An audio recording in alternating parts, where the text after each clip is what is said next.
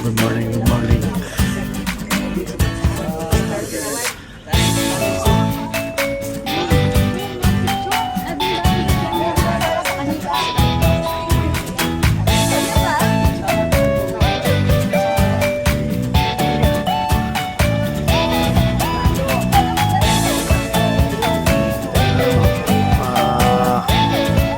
Sa big bike si Doc eh.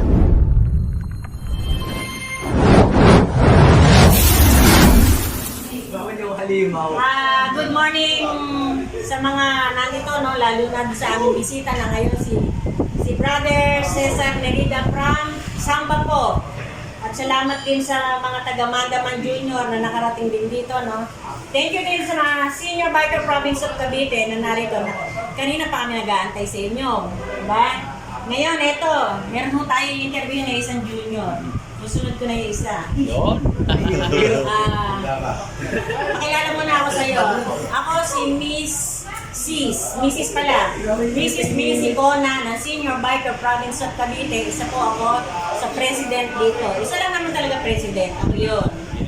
Sa Philippine Confederation, ako ay isang treasurer doon.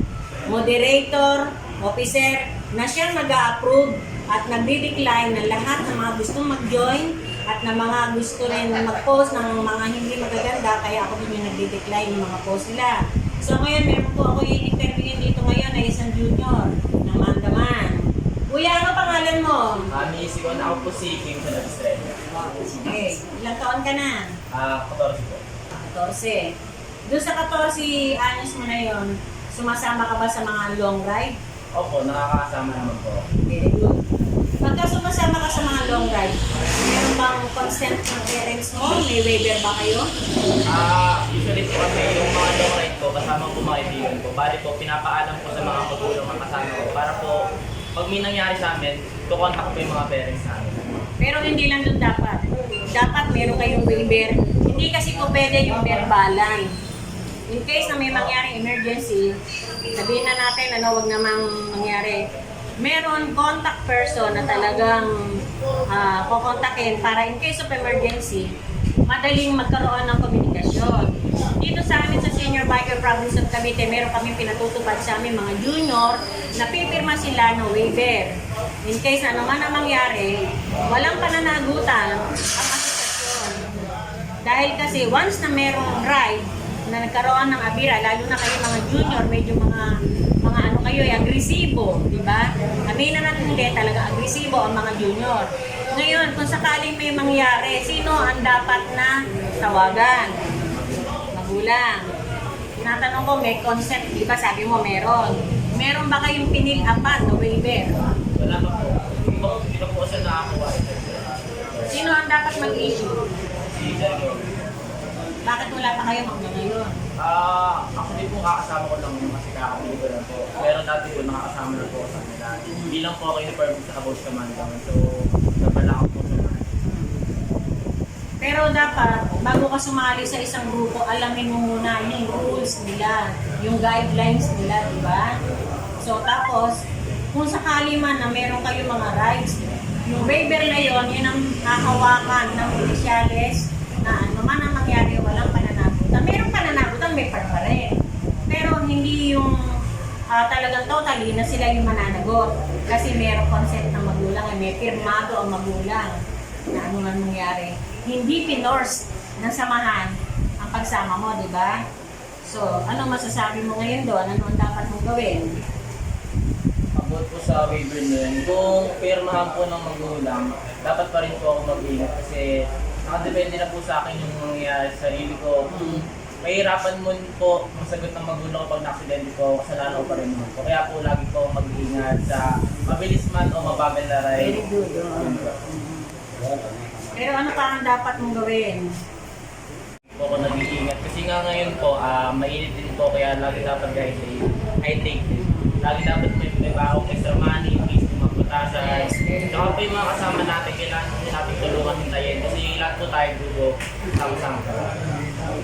Dito sa amin sa Senior Biker Province of Cavite, meron kami pinatutupad na 3. Respect, love, and obey.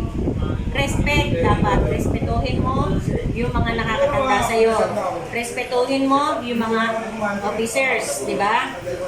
Respetuhin mo ang sarili mo rin, di ba? Love. Kailangan matuto mong mahalin ang lahat ng mga tao na sa paligid mo. Lalo na yung mga lagi mong kasama mga junior. Obey, kailangan dapat matuto kang sumunod sa lahat ng mga pinag-uutos ng mga officer. Hindi ka naman nila utusan na magiging alanganin ka. So dapat, bilang isang biker, junior biker, taglay mo ito. Respect, love, and obey. Pero sa akin, pinaka-importante, yung love. Kasi, yung love, kung wala kang love, hindi mo kayang respeto ng kapwa mo. Kung wala kang love, hindi mo kaya sumunod. Susunod ka, pero labag sa kalooban mo. Pero kung may pag-ibig ka sa puso mo, kaya mo gawin lahat yung pagkakas. Diba? Nakuha mo? Bilang junior naman ulit, kasi meron ako nakita sa inyo sa grupo nyo. Ilang buwan ka na ba sa junior mandaman? Ngayon ka lang po sa amin. Na-insert po ako ng mga video ko na kasali sa Mandarin. So, parang in-invite po ako. Sino nag-ilan sa'yo? Si David po. Bali, ilang linggo ka na sa mandaman? Hindi ko po kasi, pre-sale na kasali. Bali po, nakakasama ko pa lang po sila ng 2 to 3 weeks pa. Sa 3 weeks na yon, ano-ano obserbahan mo sa galawan ng mga junior? Lagi po silang masayahin at naiyak naman po sila sa daan kung magkakasama man o hindi. Minsan po may nag-uunahan pero may nagkikain pa rin po. May nagbibigay po ng tulong, minsan po pag wala talaga, iba naman ang tulong. Sige, ngayon, last na. Ano ang maipapayo mo sa kapwa mo junior para mapabilang ka sa isang samahan? Para po sa akin, base nga po sa sinabi ni ma'am, kailangan po natin ng love, respect, and obey. Kasi without those po, hindi natin kayang sundan yung mga nakakatanda sa atin dahil kailangan natin silang respetuhin, mahalin, at sundin. Dahil sila yung nagbibigay payo sa atin para maging ligtas sa atin mga rides. Yan po. Yan lang. Okay, sige. Thank you sa isang junior natin. At nawa, lahat na intindihan niya. Ngayon, magmula ngayon, meron ka ng responsibilidad sa kapwa mo si junior. Okay ba sa'yo? Okay, paki-shoutout mo yung dalawang ating vlogger. Shoutout po kay Sir Julius and shoutout din po kay Sir Sanlop sa pag-video sa akin at pati po kay Ma'am Mincy sa pag-interview po sa akin. Salamat po sa araw na ito dahil po ay makakasama sa susunod na mga ride. Thank you. Welcome sa group. Welcome to the group ng mga junior. Okay. Dito na. Idol, sama na. Kaya mo yan. Sige, kahit sinong angel yan. Okay, serious ha? Salamat na lang sa pagkain.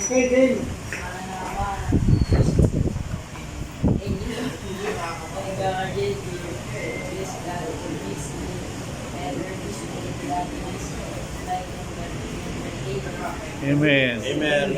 Okay, part na. Masyado lang sa loob ng aming subdivision. So, hindi siya mag-fight.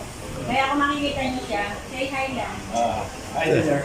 Ilang taon na siya? Hindi. Ang mga ulam, bibigyan ko ng pera. Hindi. 15. 15. Hindi. 70. Susunod ko na. Sige. 31. Oo, tinawag ko mama. Laki ako eh. Laki. Oo, tinawag ko mama. Kasi hindi, magkawin na usap mo na siya, okay, kaya ako naman. Yes, wait mo sa training niya. Sino naman ba yun?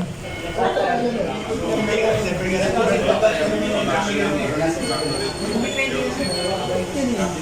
Tanggalin niyo na sa grupo. pero kayo dito nagsumasama. Kasi masisira ang grupo. Hindi sumasama sa amin. Wala naman, hindi na sumama. Umalis mo, kasi mula nung bumulo si Sir ng US, ako sumama sa kanya. Parang gano'n nga. Kasi coach mo na. Pero hindi na. Ito po yung mga bisita namin. Kasama po ni Sir Daniel.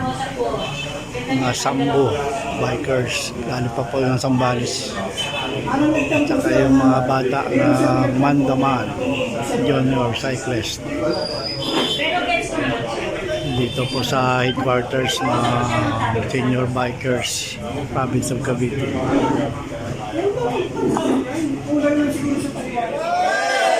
Mahina! Hep hep! Sabay, sabay! Okay, sabay na! Hep hep!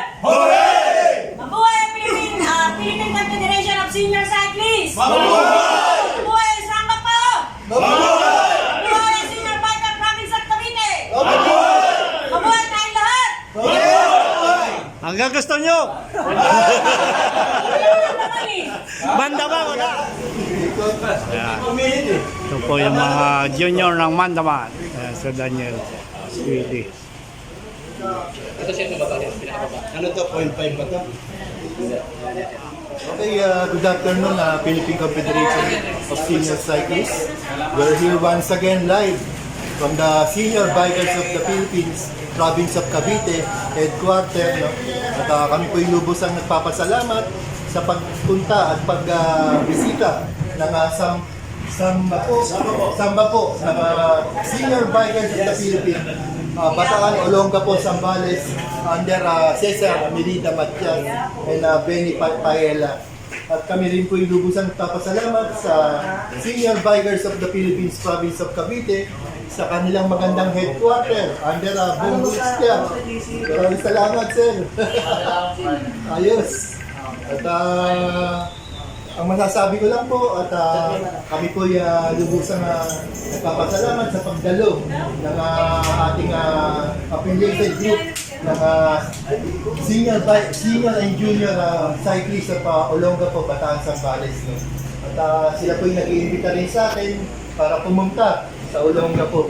At maraming salamat, Sir Cesar. Ayun, from the Board of Directors, members and officers, no? Maraming salamat po sa ating lahat. Mabuhay po tayo. To God be the glory.